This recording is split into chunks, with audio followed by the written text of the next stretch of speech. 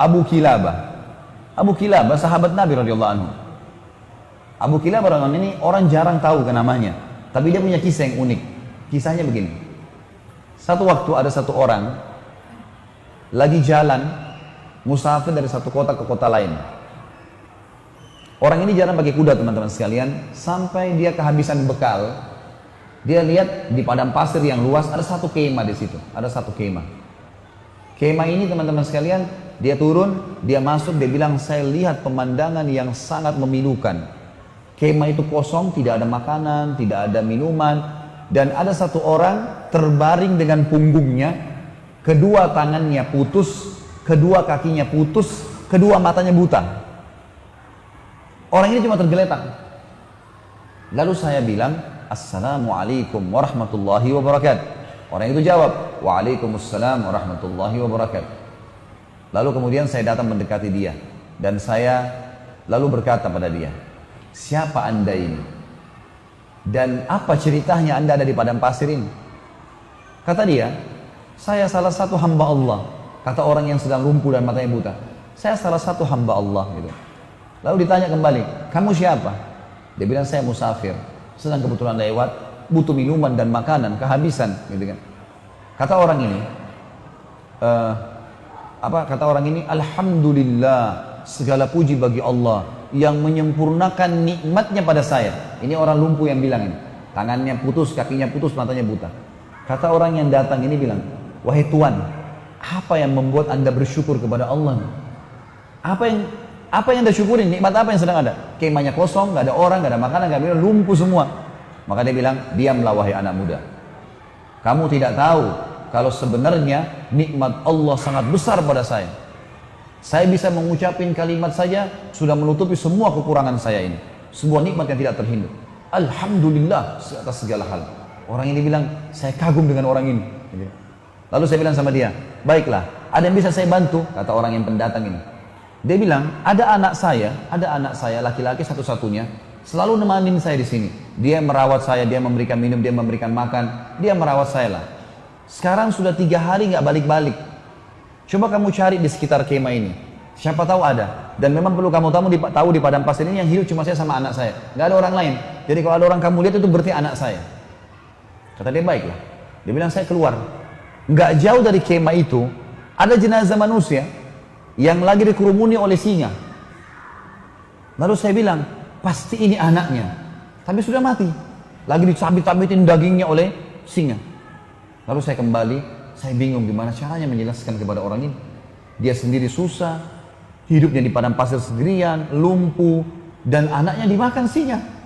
Lalu saya pun datang, lalu saya mengatakan, wahai saudaraku, kata orang ini, pendatang bilang sama orang yang lumpuh ini, wahai saudaraku, apakah anda mengetahui kisah Nabi Ayub? Kata orang itu, tentu saja.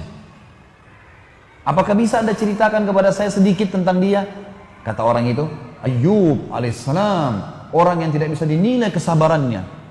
Orang yang dicoba sama Allah 20 tahun dengan penyakit, 20 tahun dengan mati semua anaknya 12 laki-laki, 20 tahun dengan penyakit kusta, sehingga ditinggal oleh kaumnya. Hartanya semuanya habis, 20 tahun miskin. Kata orang ini, yang anda ucapkan benar, dan saya berharap anda bisa menjadi bagian kecil dari Ayub, karena anak anda, Ayub kan 12 orang laki-lakinya mati, anda satu anak laki-laki anda ini sudah mati dimakan singa. Kata dia, saya mungkin berpikir orang ini akan menangis. Dia senyum, lalu dia mengatakan, Alhamdulillah yang telah membuat anak saya mendahului saya ke surga. Kata orang itu, Alhamdulillah yang membuat anak saya, kata yang pendatang ini, kok bisa anda bilang begitu? Dia bilang, anak saya ini sangat bakti dengan saya. Menurut teori syariah, ya kalau bahasa sekarang, kalau dia bilang, menurut pemahaman agama yang jelas, yang saya yakini, kalau anak soleh, dia sholat, dia jaga ibadahnya sama Allah, bakti dengan orang tuanya, masuk surga. Anak saya begitu, saya yakin dia akan masuk surga. Baiklah, kata orang pendatang ini, tiba-tiba saja orang yang lumpuh ini bilang, asyhadu an la ilaha illallah wa anna Muhammad Rasulullah, meninggal dunia. Mati nih si lumpuh nih. Orang ini bilang, innalillahi wa inna ilaihi raji'un. Saya kehabisan bekal, kehabisan makanan, temu lagi orang seperti ini dan mati. Apa yang harus saya lakukan nih? Gitu kan. Dia bilang, saya keluar dari kemah, nyari informasi, ada siapa nih yang bisa saya minta tolong? Dia bilang gak lama kemudian lewat 4 orang naik kuda dari kejauhan dengan hikmah Allah. Ini orang sambil bilang, saya sambil berdoa, ya Allah utuslah kepada kami orang yang bisa membantu. Gitu kan. Ternyata teman-teman sekalian, lewatlah 4 orang naik kuda, dia bilang. Penampilannya kayak orang-orang kerajaan, rapi, kudanya rapi gitu, dengan kecepatan tinggi. Saya pun teriak dari jauh, hai fulan, berhentilah. Ternyata dengan hikmah Allah mereka dengar saya. Mereka pun datang, lalu mereka bilang, ada apa dengan kamu? Kenapa kau minta tolong? Ada sesuatu? Dia bilang, dalam kemah ini ada orang tua, meninggal. Kakinya lumpuh, tangannya lumpuh, matanya buta, anaknya pun dimakan oleh singa. Kata mereka 4 orang ini, apa kamu bilang? Orang buta, orang lumpuh, mana dia? 4 orang ini seakan-akan memang tahu gitu, kenal. Turun dari kudanya, katanya ada dalam kemah. Saya sudah tutup dengan kain, meninggal. Maka pada saat dibuka wajahnya, 4 orang ini teman-teman mencium-cium jenazahnya orang lumpuh ini. Sambil menangis. Orang ini tambah tidak mengerti. Kenapa kalian nangis? Siapa orang ini gitu? Kata 4 orang itu, kok nggak kenal siapa orang ini? Dia bilang tidak. Ini Abu Kilab al-Jurumi. Ini sahabat Nabi.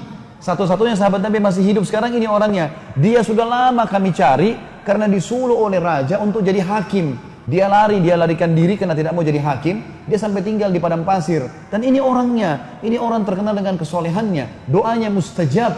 Gitu.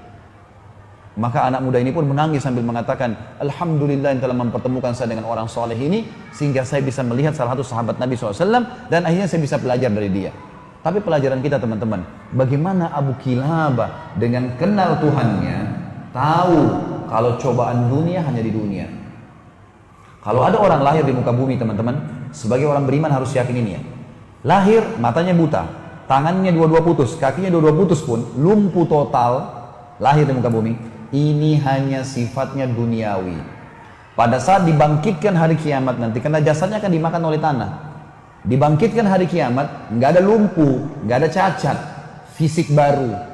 Kata Nabi SAW, semua manusia akan dibangkitkan pada hari kiamat. Laki-lakinya seperti poster Adam, 60 siku ke langit, 27,5 meter. Dan semua perempuan seperti ibunya Hawa, 40 siku ke langit, 17,5 meter. Gak ada lagi pendek-pendek, gak ada lagi orang yang ya cacat, semuanya sembuh. Dan subhanallah sebagian dokter mengadakan penelitian juga, kalau ada orang kena kanker, kena tumor, penyakit yang parah, begitu meninggal, jenazahnya itu pernah dicek, diperiksa, hilang penyakit itu. Jadi hanya sifatnya duniawi, di jasadnya itu sudah tidak ada penyakit itu, hilang bersama dengan ruhnya keluar. Jadi teman-teman orang beriman tahu, yang membuat Abu Kilabah bisa sabar, dia tahu ini dunia. Sabarin aja. Yang penting beriman, nanti di akhirat dikasih semuanya. Aman. Bagaimana manfaatnya orang yang kenal Tuhan?